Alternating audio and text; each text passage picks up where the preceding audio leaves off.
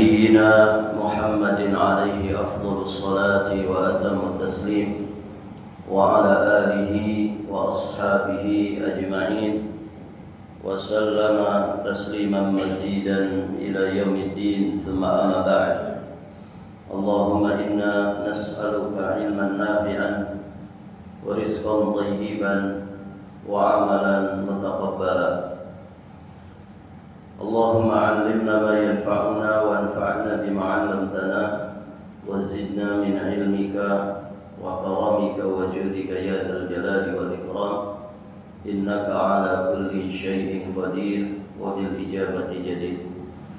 Para hadirin jamaah salat subuh rahimani wa rahimakumullah. Alhamdulillah, kita bersyukur kepada Allah.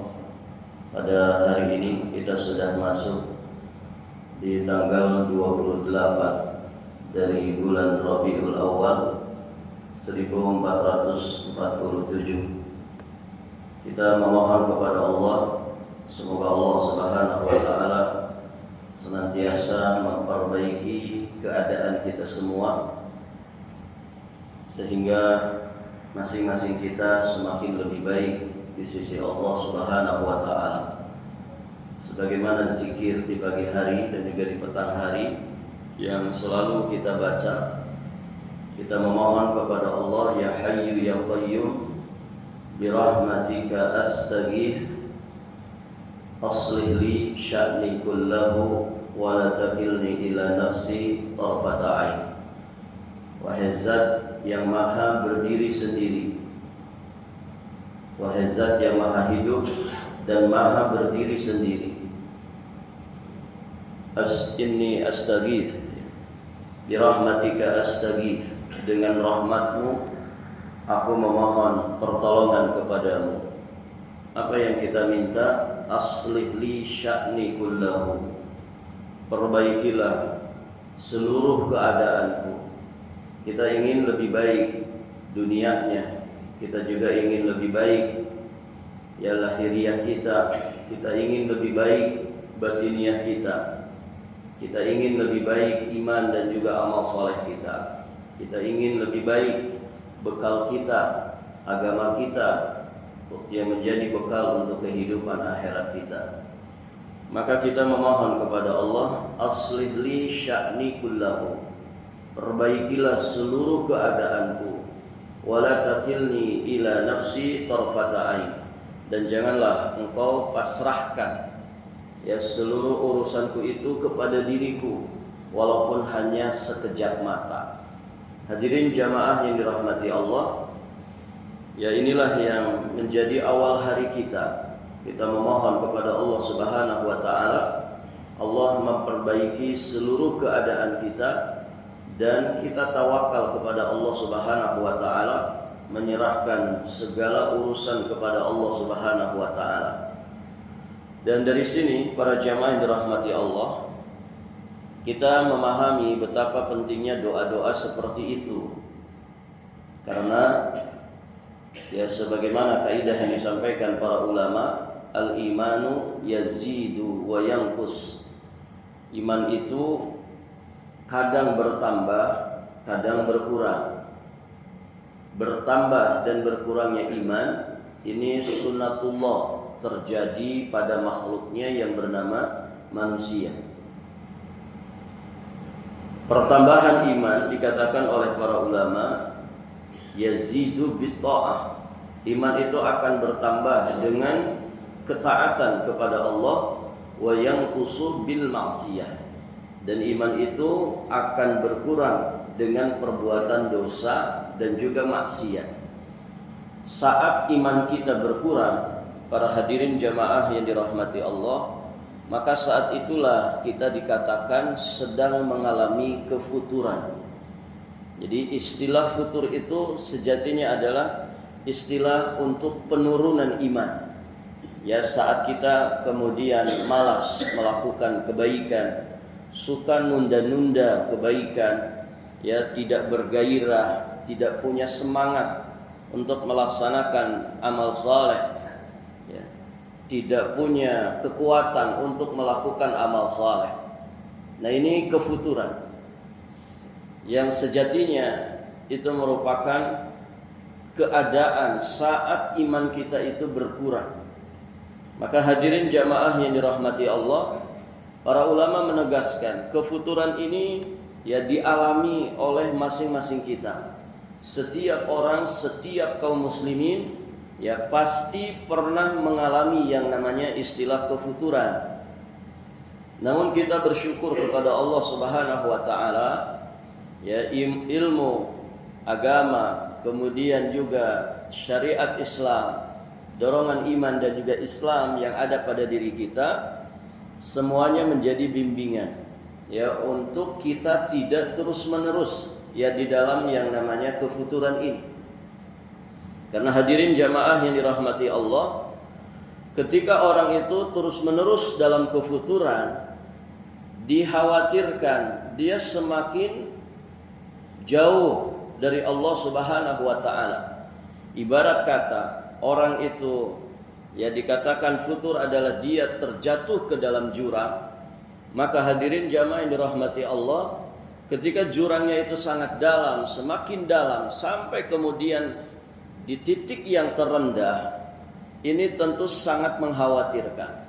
Orang kalau terus-menerus dalam kefuturan, itu sama dengan terperosok ke dalam jurang yang paling rendah, jurang yang paling dalam, sehingga berat bagi dirinya untuk kemudian naik lagi ke atas permukaan.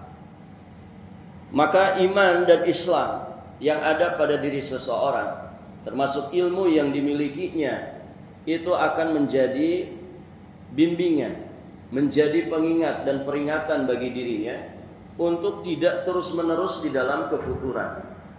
Maka orang beriman yang masih ada keimanan pada dirinya, orang yang berislam dengan baik, hadirin jamaah yang dirahmati Allah, saat dia mengalami masa-masa futur, saat dia mengalami masa-masa di mana dia melemah imannya, maka dia segera bangkit, berupaya untuk memperbaiki keadaannya, karena dia sangat khawatir ketika terus-menerus di dalam kefuturan, bisa saja kefuturan yang terlalu dalam itu menyebabkan dirinya kufur, dan yang lebih mengerikan lagi, menyebabkan dirinya mati dalam keadaan su'ul khatimah. Maka dia akan selalu berusaha ya bagaimana memperbaiki dirinya. Hadirin jamaah yang dirahmati Allah, ada sekian banyak cara,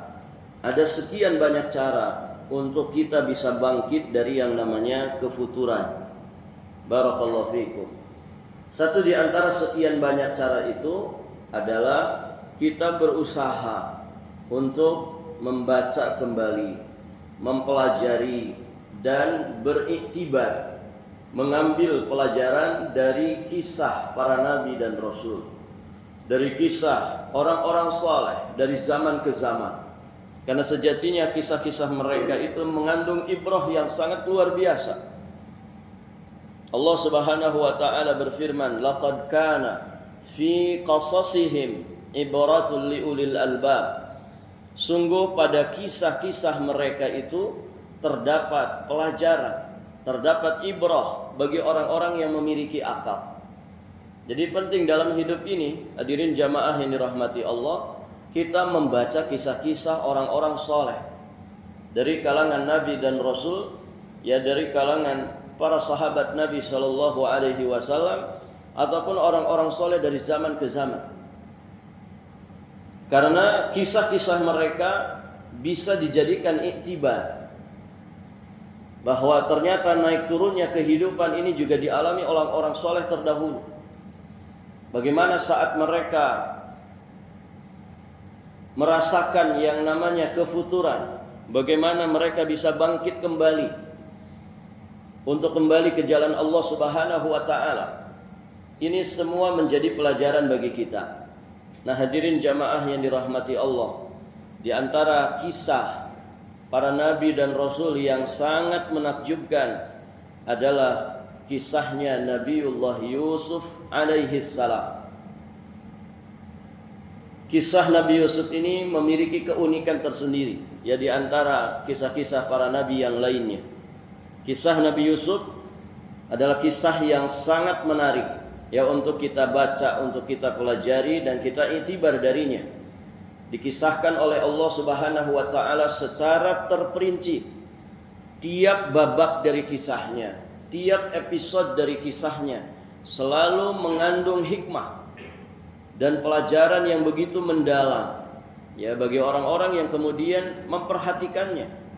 Dan hadirin jamaah yang dirahmati Allah, dari sisi bahasa dan juga alur cerita dari kisah Nabi Yusuf alaihi salam ini sangat mengagumkan. Maka hadirin jamaah yang dirahmati Allah Subhanahu wa taala, ya terlebih kisah Nabiullah Yusuf alaihi salam ini diturunkan oleh Allah Subhanahu wa taala melalui wahyu kepada Nabi Muhammad sallallahu alaihi wasallam, ya bahkan disebutkan dalam satu surat secara utuh. Namanya surat Yusuf.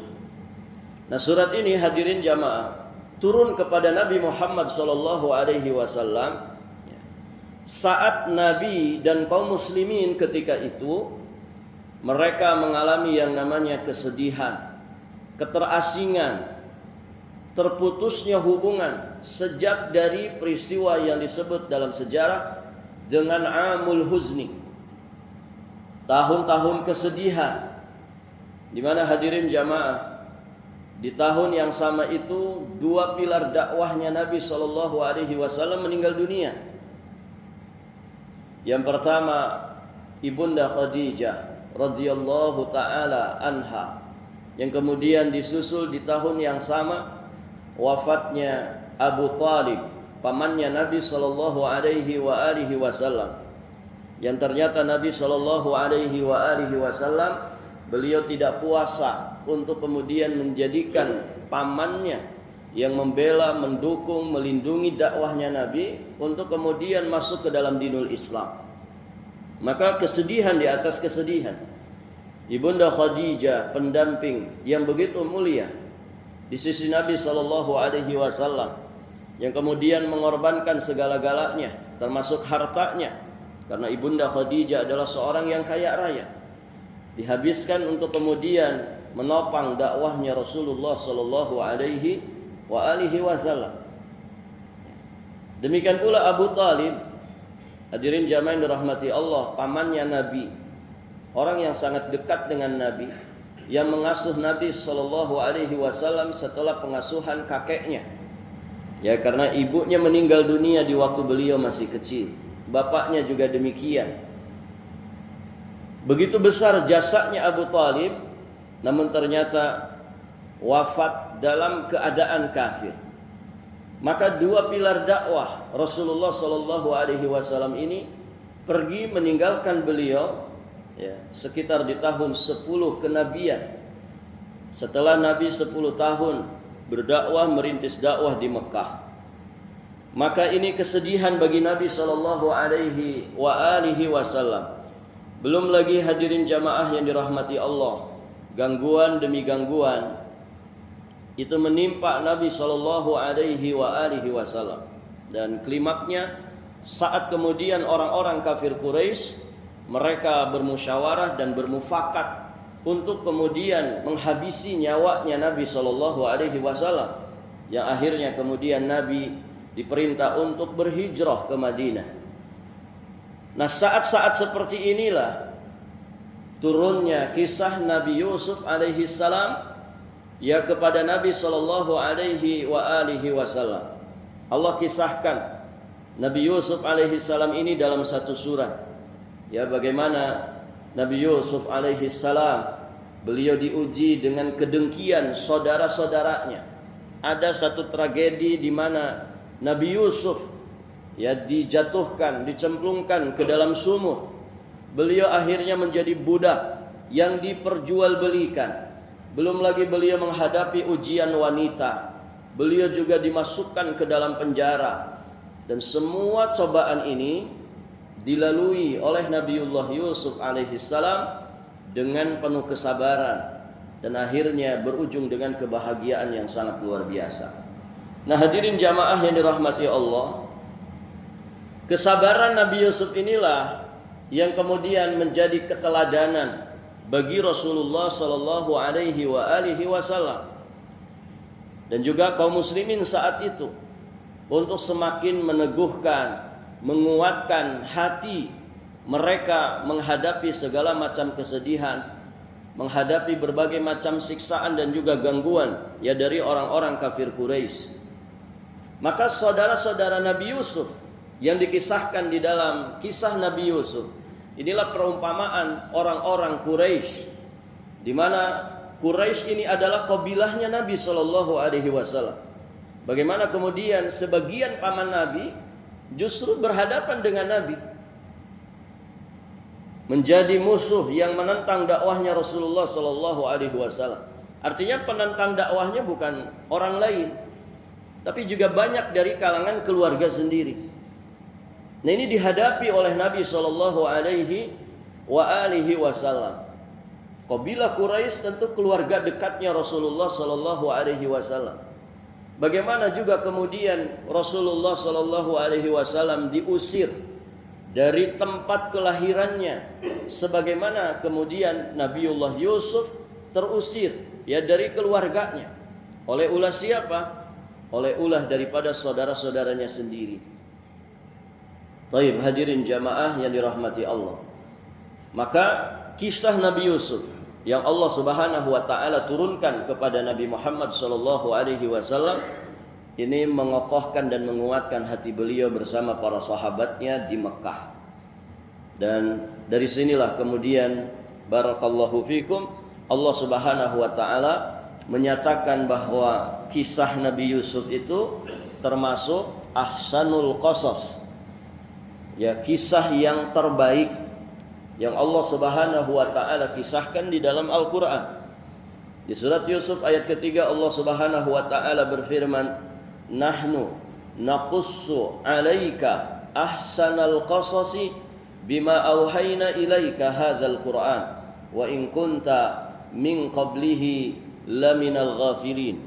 Kami menceritakan kepadamu wahai Nabi Muhammad ahsanal qasasi, kisah yang paling baik. Kisah yang paling baik, maksudnya kisah Nabi Yusuf alaihi salam. Bima auhayna ilaika hadzal Qur'an, dengan mewahyukan Al-Qur'an ini kepadamu. Wa in kunta min qablihi laminal ghafilin, sesungguhnya engkau sebelum itu termasuk orang-orang yang tidak mengetahui. Hadirin jamaah yang dirahmati Allah, di dalam ayat yang mulia ini Allah Subhanahu wa taala menyebutkan kisah Nabi Yusuf itu dengan ahsanul qasas. Kenapa kisah Nabi Yusuf ini dikatakan sebagai ahsanul qasas, kisah yang terbaik? Ini dijelaskan oleh Imam Al-Qurtubi dalam kitab tafsirnya dengan menukilkan ya beberapa penjelasan para mufassir. Kenapa kisah Nabi Yusuf itu adalah kisah yang terbaik? Di antara alasannya yang pertama, li'annahu laysat qissatun fil Qur'an tatadamman minal ibar wal hikam ma tadammana hadhil qissah. Ma tatadamman hadhil qissah.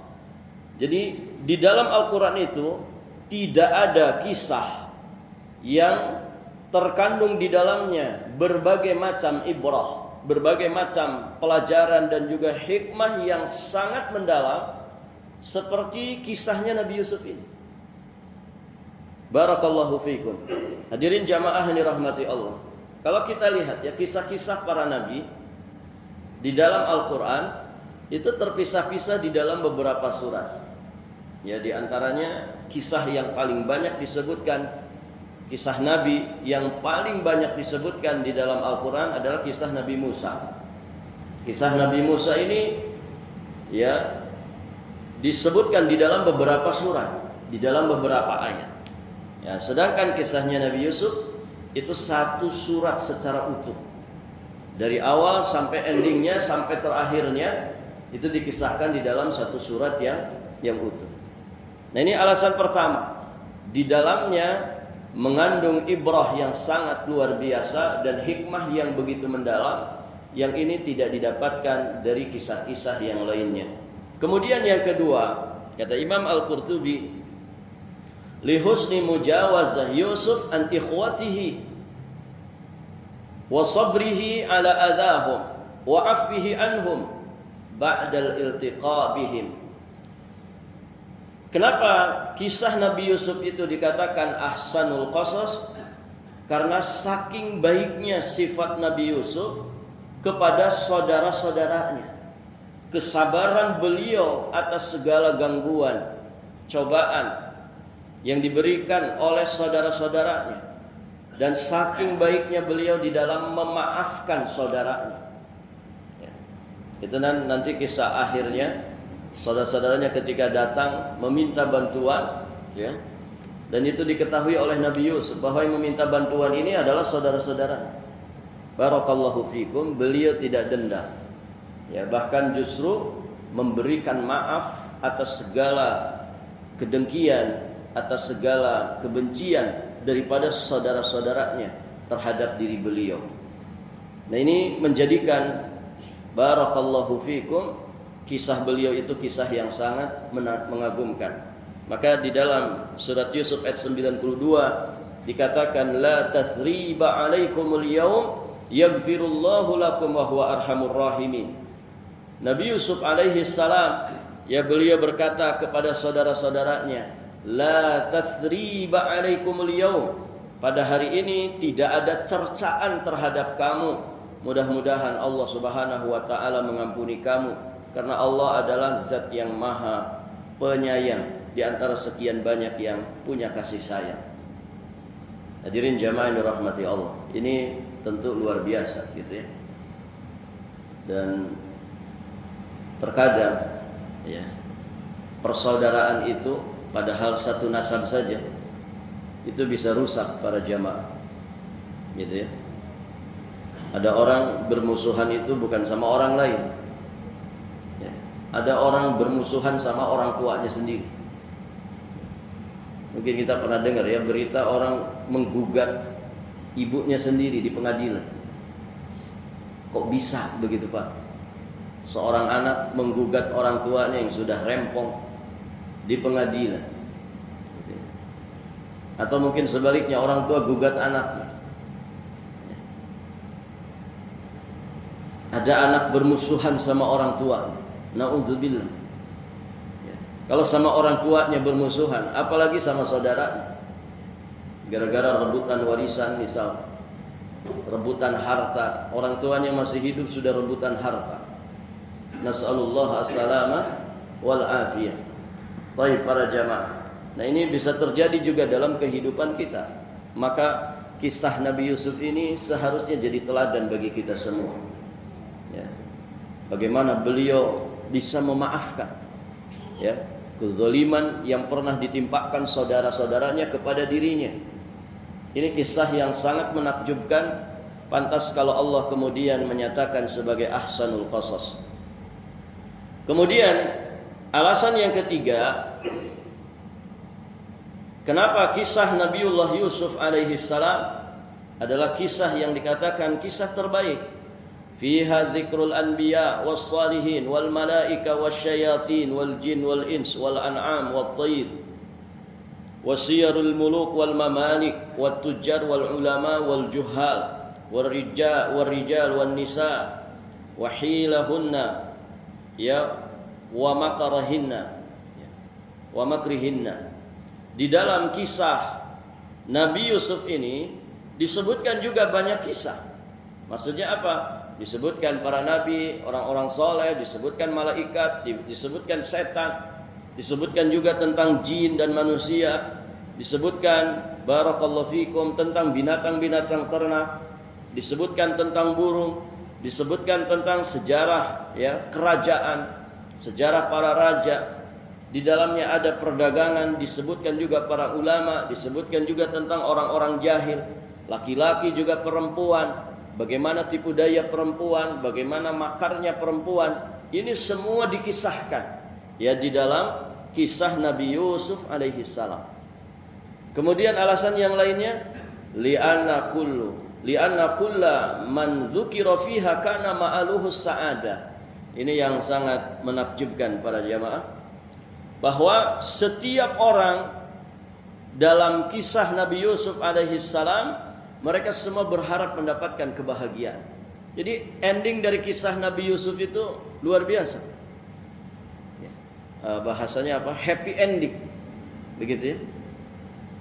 Karena hadirin jamaah yang dirahmati Allah, nanti kan saudara-saudaranya itu dimaafkan. Akhirnya Nabi Yusufnya sudah menjadi seorang menteri di Mesir. Kemudian barakallahu fikum, akhirnya ketemu dengan saudara-saudaranya yang mendapatkan maaf dari beliau. Kemudian bahkan didatangkan orang tuanya yang awalnya mengalami kebutaan, kemudian akhirnya disembuhkan oleh Allah Subhanahu wa taala, ya, dengan wasilah baju dari Nabi Yusuf alaihi salam. Ini kisahnya sangat menakjubkan. Jadi kisah yang happy ending. Maka disebutkan oleh Imam Az-Zarkashi rahimahullahu taala, disinilah letak keunikan dari kisahnya Nabi Yusuf alaihi salam. Ada pada kisah terakhirnya, ada pada endingnya.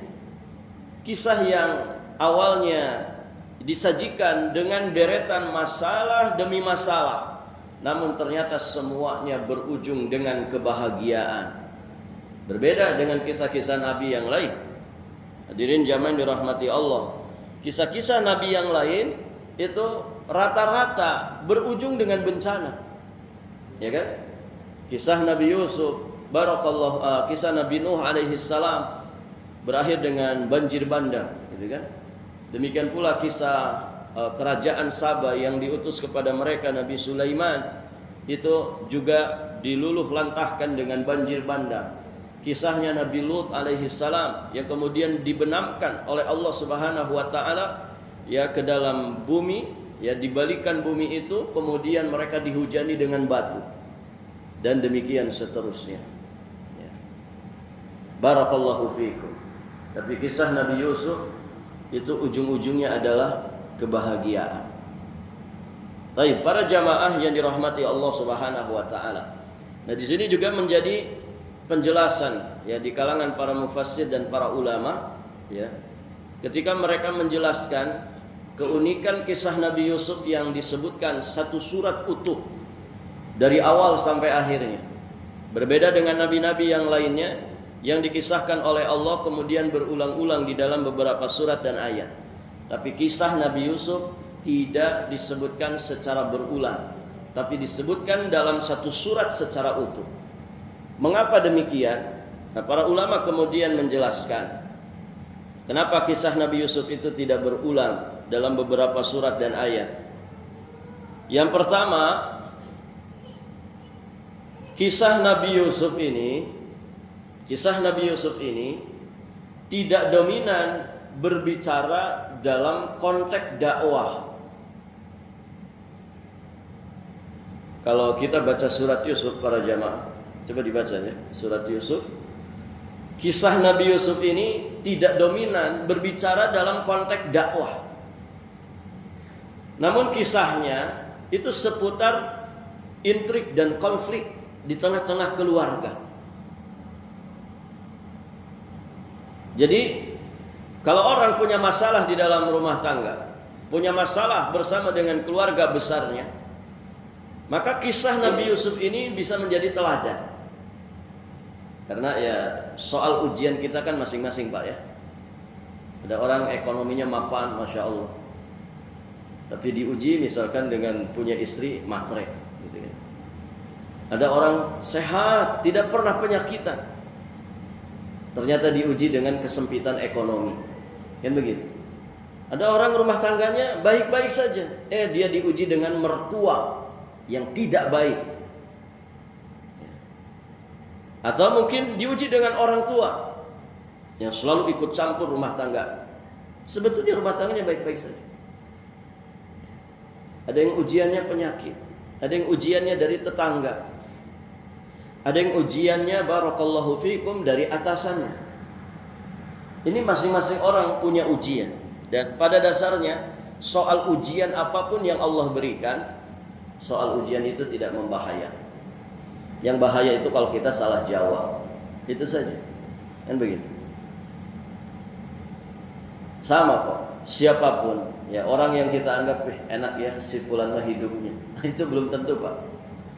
Ya. Artinya kita itu jangan membandingkan diri kita dengan orang lain. Masing-masing ada jalur hidupnya. Masing-masing ada kelasnya, masing-masing ada soal ujiannya. Gitu ya. Maka orang miskin misalkan, jangan lihat orang kaya, enak ya kalau jadi orang kaya. Kayaknya tenang hidupnya. Oh, belum tentu. Banyak orang kaya justru malah lebih tenang orang miskin hidupnya, Pak. Gitu. Ya kan? Coba pajak naik. Ya, siapa yang paling bingung? Yang paling stres? Orang kaya. Orang miskin, ya, ngapain ngurusin pajak? Ya, dia nggak mikirin pajak. Dia mikirin beras aja di rumahnya, gimana punya beras. Gitu ya. Nah, itu para jamaah yang dirahmati Allah. Nanti masing-masing orang dengan ujiannya. Nah, coba perhatikan kisah Nabi Yusuf ini. Kalau kita lihat, kisahnya dominan bukan dalam urusan menghadapi misalkan para penentang dakwah, enggak. Tapi lebih kepada intrik dan konflik di tengah-tengah keluarga. Maka ini menjadi pelajaran ya bagi orang-orang yang kemudian punya permasalahan di dalam keluarganya. Ya. Dan tadi kita juga sudah singgung bagaimana kebencian, kedengkian yang akhirnya menjadikan permusuhan ya. Dari saudara-saudaranya sendiri, beliau dimasukin ke dalam sumur. Barakallahu fikum. Ya. Akhirnya kemudian beliau dianggap mungkin sudah binasa, kan begitu. Ternyata ditemukan oleh para pedagang, akhirnya dijual, ya, dan beliau menjadi budak. Belum lagi ujian wanita, ya. Di dalam kisah perjalanan Nabi Yusuf, beliau diuji dengan wanita, beliau diuji dengan dimasukkan ke dalam penjara, dan demikian seterusnya. Itu semua berhasil dilalui oleh Nabiullah Yusuf alaihissalam. Dan berakhir dengan kebahagiaan. Coba perhatikan kisah-kisah Nabi dan Rasul yang lainnya. Kita mengenal Nabi Nuh alaihissalam, kita mengenal Nabi Ibrahim alaihissalam, kita juga mengenal Nabi Musa alaihissalam, yang kisah mereka itu diulang-ulang di dalam Quran, di dalam beberapa surat dan ayat. Barakallahu fikum. Kisah mereka adalah kisah dakwah. Ya, mereka berhadapan dengan para penentang dakwah. Mereka berhadapan dengan para penguasa, ya. Kekuatan besar para penguasa. Nabi Muhammad SAW berhadapan dengan tokoh-tokoh Quraisy, ya. Ini kisah-kisah nabi-nabi yang lain, berbeda dengan kisah Nabi Yusuf alaihissalam. Kemudian yang berikutnya, kenapa kisah Nabi Yusuf tidak diulang? Karena hadirin jamaah yang dirahmati Allah, kisah Nabi Yusuf ini, ya, kisah Nabi Yusuf ini, orang-orang yang memusuhi beliau ini, ya, bukanlah orang-orang yang memusuhi agama. Bukan para penentang agama. Barakallahu fikum. Saudara-saudara Nabi Yusuf, mereka tetap beragama dengan agama bapaknya Yakub alaihissalam. Jadi lebih terkait dengan menghadapi gangguan dari lingkaran keluarga sendiri, bukan dari permasalahan agama. Jadi lebih terkait dengan urusan dunia, ujian-ujian duniawiyah. Ya, tentu ada ujian-ujian agama, apalagi seorang nabi dan rasul. Jadi kita bicara yang dominan dialami oleh Nabiullah Yusuf alaihissalam. Barakallahu fikum. Jadi musuhnya beliau ini, orang-orang yang jahat kepada beliau, ya, orang-orang yang berbuat buruk kepada beliau, itu motifnya dunia semata. Ini saudara-saudaranya Nabi Yusuf, mereka ini kan bermula dari hasad. Kok Yusuf ini kayak dispesialkan sama Nabi Yakub, bapaknya, ya, padahal kan kita juga anaknya. Bermula dari situ kedengkian, hasad, ya. Dan akhirnya mereka tidak mau dalam keadaan seperti itu. Nah, ini kan urusan motif dunia. Ya, karena mungkin merasa pilih kasih bapaknya. Kok Yusuf lebih disayang daripada mereka? Padahal sejatinya tidak seperti itu ya. Tentu seorang bapak yang mencintai semua anak-anak. Namun demikianlah ya, pandangan mata hasad itu ya terkadang mengaburkan hakikat. Baik, hadirin jamaah yang dirahmati Allah. Dan Masya Allah, itu semua dilalui oleh Nabiullah Yusuf alaihi salam ya, dengan penuh kesabaran ya, dan beliau tidak pendendam. Ini yang hebat, para hadirin jamaah yang dirahmati Allah. Maka pelajarannya bagi kita di sini ya, ujian yang bertubi-tubi menimpa Nabi Yusuf alaihi salam ya, yang kemudian Allah anugerahi beliau dengan kesabaran dan kelapangan dada untuk memaafkan saudara-saudaranya, yang akhirnya endingnya adalah kebahagiaan. Maka ini menjadi pelajaran bagi kita semua, bahwa seberapapun beratnya, seberapapun besarnya konflik di dalam rumah tangga, konflik di dalam kehidupan berkeluarga ya, maka hadirin jamaah yang dirahmati Allah Subhanahu wa taala, jangan terlalu diambil pusing ya. Jangan terlalu diambil pusing, apalagi ngebatin gitu ya. Kita akan rugi sendiri ya. Nikmati saja, dinikmati dan berusaha dilalui dengan baik. Jangan terlalu ambil pusing. Kenapa? Karena insya Allah ya, fa inna ma'al usri yusra. Inna ma'al usri yusra.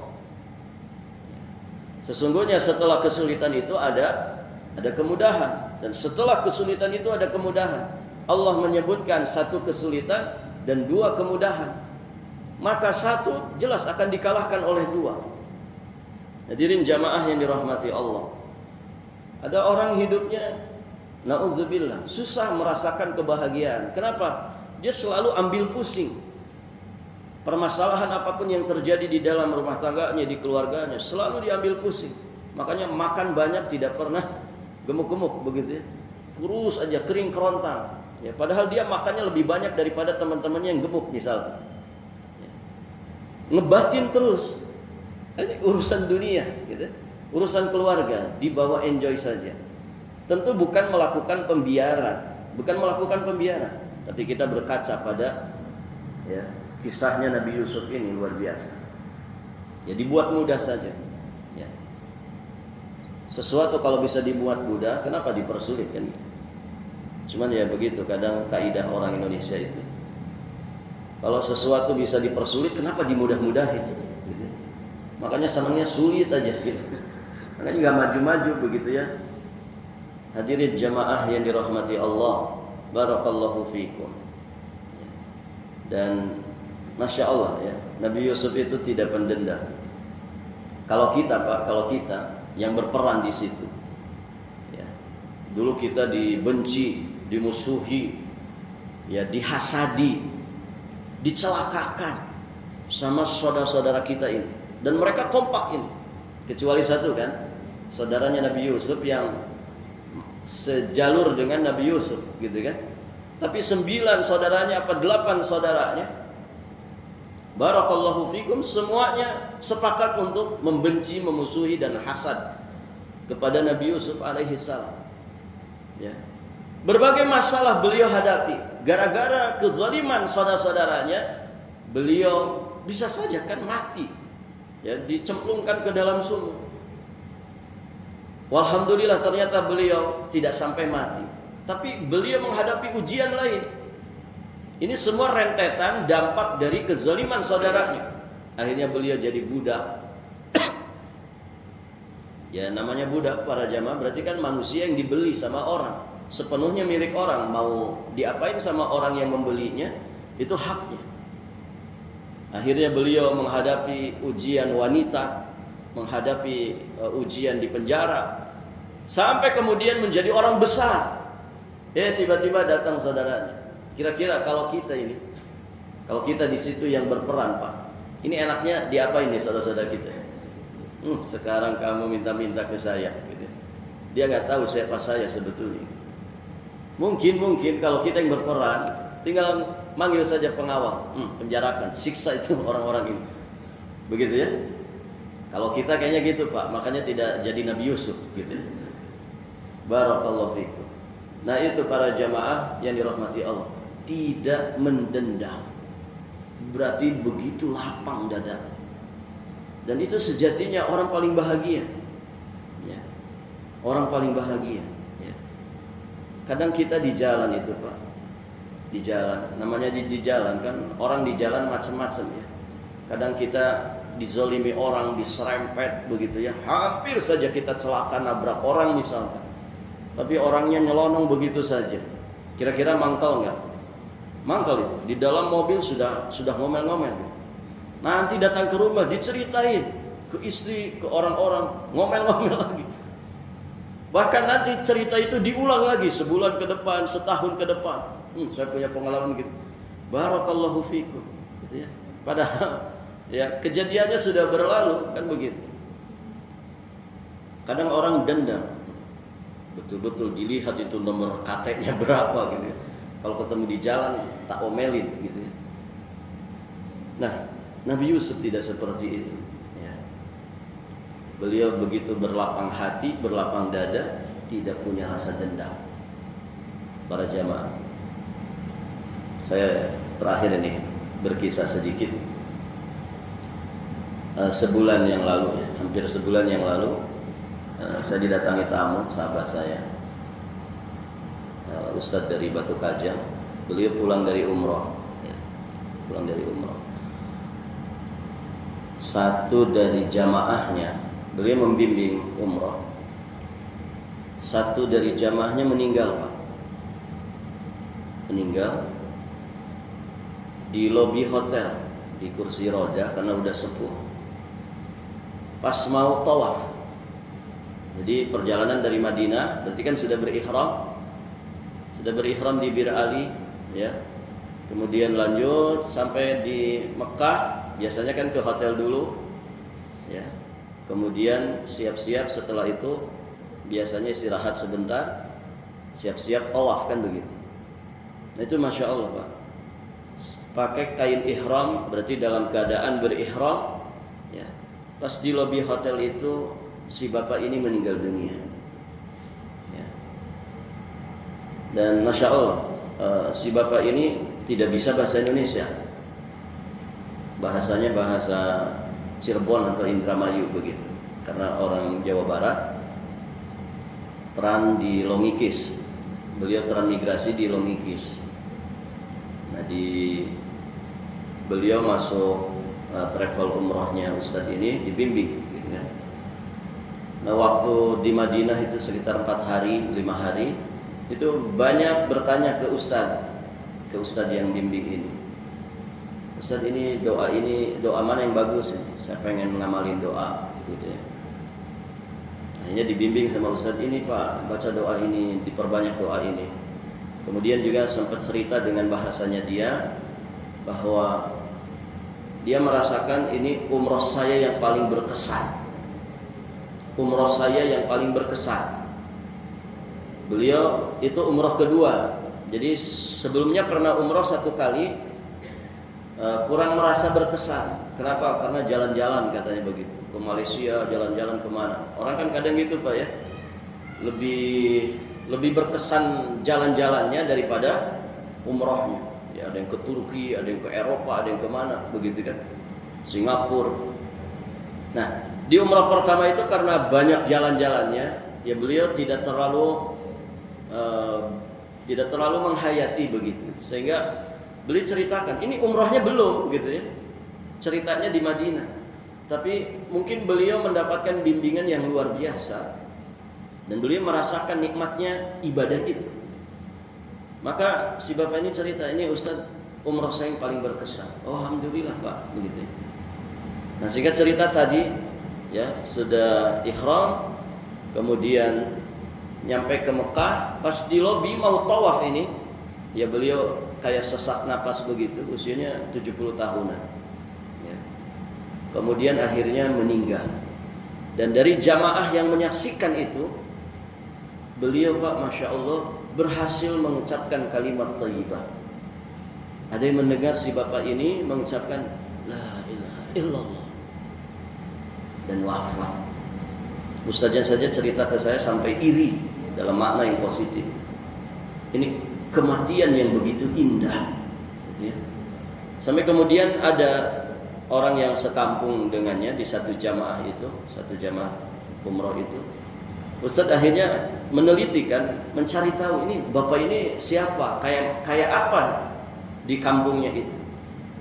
Barakallahu fiikum. Ternyata yang ikut itu semua testimoninya sama. Si bapak ini orangnya tidak pernah bermasalah sama orang lain. Maksudnya apa? Tidak pendendam. Bukan berarti tidak pernah bermasalah. Mungkin pernah bermasalah 70 tahun perjalanan hidupnya. Mungkin bisa bermasalah dengan tetangga, dengan siapapun. Tapi si bapak ini orangnya legowo. Dia tidak pendendam, tidak benci kepada siapapun. Nah ini kan Masya Allah, kebersihan hati. Kebersihan hati para hadirin jamaah yang dirahmati Allah.